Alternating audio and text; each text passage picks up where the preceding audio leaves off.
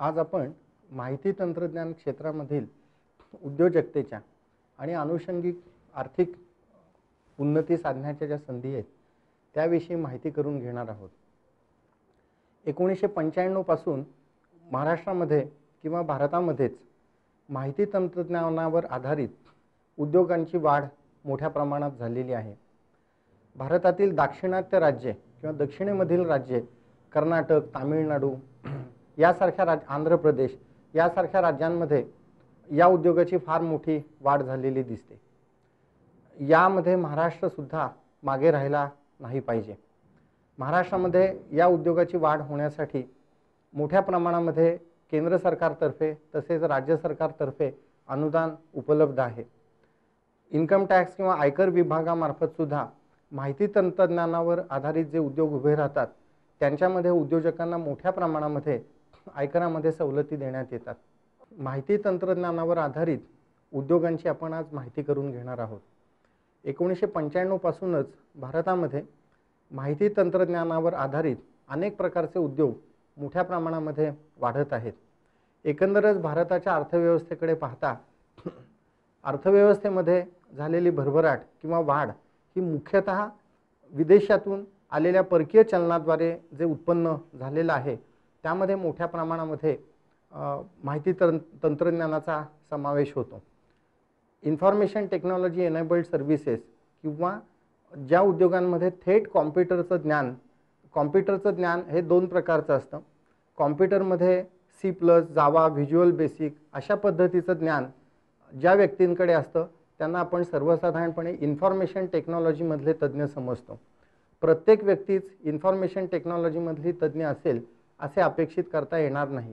सर्वसाधारणपणे ज्यांचे शिक्षण BA, BSc, BCom, pharmacy, engineering किंवा इतर प्रकारच्या पदविका, कॉमर्स, आर्ट्स यासारख्या प्रशिक्षणातून ज्यांनी आपले शैक्षणिक कारकीर्द घडवली आहे त्यांना सुद्धा थेट माहिती तंत्रज्ञानामधील कॉम्प्युटरचे प्रत्यक्ष ज्ञान नसले तरी सुद्धा इन्फॉर्मेशन टेक्नॉलॉजी एनेबल्ड सर्व्हिसेस म्हणजेच माहिती तंत्रज्ञानावर आधारित असे जे उद्योग आहेत त्यामध्ये पुष्कळ कार्य करता येते। यामध्ये उद्योजकतेच्या विपुल संधी उपलब्ध आहेत। माहिती तंत्रज्ञानावर आधारित सेवा म्हणजे काय हे आपण आता पाहूयात। इन्फॉर्मेशन टेक्नॉलॉजी एनेबल्ड सर्व्हिसेस म्हणजेच कॉम्प्युटरचे प्राथमिक ज्ञान, जुजबी ज्ञान तुमच्याकडे असेल आणि एखाद्या विशिष्ट उद्योगामधील थोडेफार तांत्रिक ज्ञान तुमच्याकडे असेल तर या क्षेत्रामध्ये तुम्ही उद्योजकतेच्या मोठ्या संधी उपलब्ध आहेत त्यांचा फायदा घेऊ शकता। आपल्याला हे माहिती असेल की आजकाल आपण कॉल सेंटर्स विषयी किंवा BPO उद्योगांविषयी ऐकतो। एक निश्चितपणाने हा कॉल सेंटर किंवा BPO उद्योग म्हणजे काय तर BPO उद्योग म्हणजेच बिझनेस प्रोसेस आउटसोर्सिंग। अमेरिकेमध्ये किंवा इंग्लंडमध्ये किंवा ऑस्ट्रेलियामध्ये यासारख्या विदेशांमध्ये अनेक प्रकारच्या उद्योगांचे मूलभूत काम त्याच देशामध्ये केले जाते, परंतु त्या उद्योगाला पूरक असणाऱ्या सेवा मात्र आउटसोर्स करण्याकडे किंवा बाहेरच्या देशांमधून करून घेण्याकडे या देशांमधील उद्योजकांचा कल दिसतो। निश्चितपणाने कोणत्या प्रकारच्या सेवा या आउटसोर्स केल्या जातात किंवा बाहेर पाठवल्या जातात याच्याविषयी आपण थोडी माहिती घेण्याचा प्रयत्न करूयात।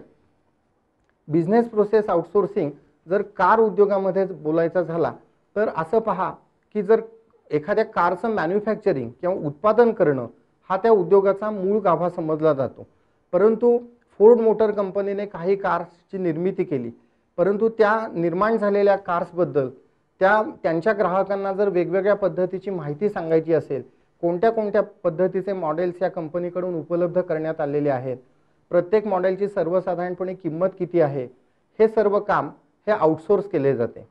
आता हे काम कशा पद्धतीने आउटसोर्स केले जाते हेही आपण पाहू। अमेरिकेमधील एखाद्या ग्राहकाने फोर्ड मोटर कंपनीकडे जर फोन केला आणि मला ह्या अमुक मॉडेलची किंमत किती आहे अशी माहिती विचारली तर सर्वसाधारणपणे अर्थशास्त्र किंवा स्टॅटिस्टिक्स असे आहे की या कंपनीकडे जर 2000-3000 दूरध्वनी यासाठी येत असतील तर एवढं मनुष्यबळ या कंपनीकडे नसतं आणि हे सर्व येणारे कॉल्स अटेंड करणं किंवा या कॉल्सना त्यांच्या ग्राहकांना उत्तर देणं हे या कंपनीला शक्य होत नाही।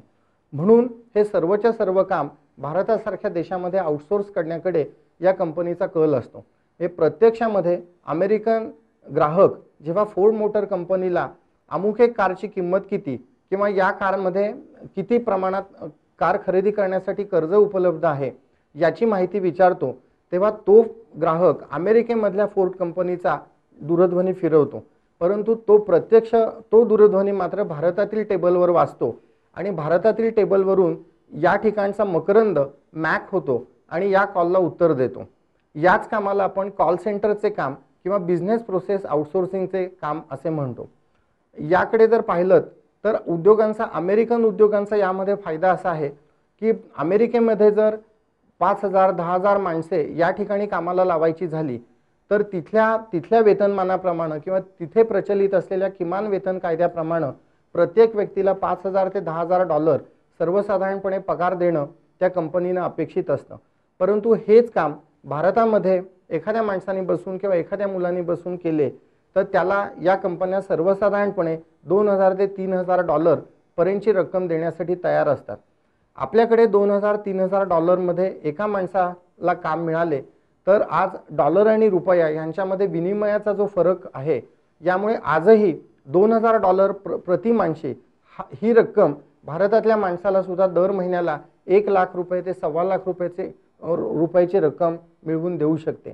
त्यामुळे आजही अमेरिकन उद्योगांना किंवा अमेरिकन उद्योजकांना या डॉलरमध्ये त्यांच्या खर्चाची बचत जरी होत असेल तरी आपल्याकडे सुद्धा मिळणारे उत्पन्न हे निश्चितपणाने चांगले असते।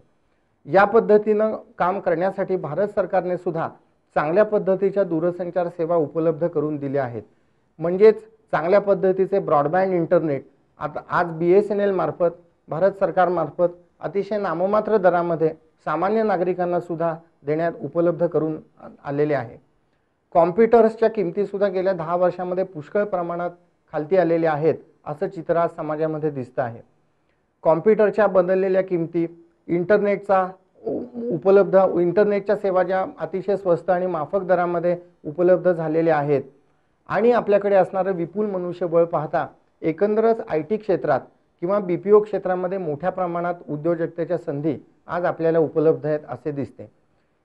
या पद्धतीने भारत सरकारकडे सुद्धा मोठ्या प्रमाणात डॉलर किंवा परकीय चलन उपलब्ध होते।